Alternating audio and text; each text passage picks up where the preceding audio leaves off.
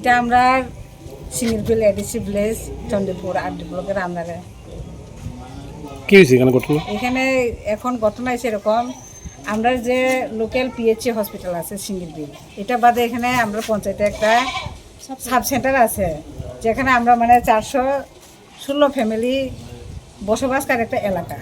এখানে একটা sub centre, যেহেতু পোলিও টিকা, বিভিন্ন ধরনের রাত্রে মানে বয়স্করা অনেক সময় ডায়রিয়া, অনেক কিছুই অ্যালার্জি ট্যালার্জি সব কিছু এখানে ঔষধ বিতরণী সব কিছু পাওয়া যায়। এখন আমরা এখানে যেহেতু এই সুবিধাটা আছে, আমরা সিঙ্গিরবিল এডিসি ভিলেজের আন্ডারে এখন শুনছি যে গভর্নমেন্ট থেকে একটা নোটিশ আইছে, এখান থেকে এই সাব সেন্টারটা ফুলটলিতে নেওয়ার ব্যবস্থা হয়েছে, এরকম একটা নোটিশ আইছে। যেহেতু আমরা গভর্নমেন্ট সম্বন্ধে এত বেশি জানি না, এখন কথা হয়েছে আমরা সিঙ্গিরবিলের যেহেতু এখানে আগে থেকে আছে, যদি হসপিটালের সামনে হয় আমরা এটা দশরাম পাড়া, আমরা কয়েকটা এলাকা বড় বড় আছে ভিতরে, এইদিকে আমরা এটা দেওয়ানের ব্যবস্থা জায়গা আছে। কিন্তু এখান থেকে আমরা যারা এই পাড়ার প্রতিবেশী, আমরা এখান থেকে চাই না যে এখান থেকে ফুলতলি নেব। ফুলতলিতে আলাদা সাব সেন্টার হইলে এটা তারার ব্যাপার।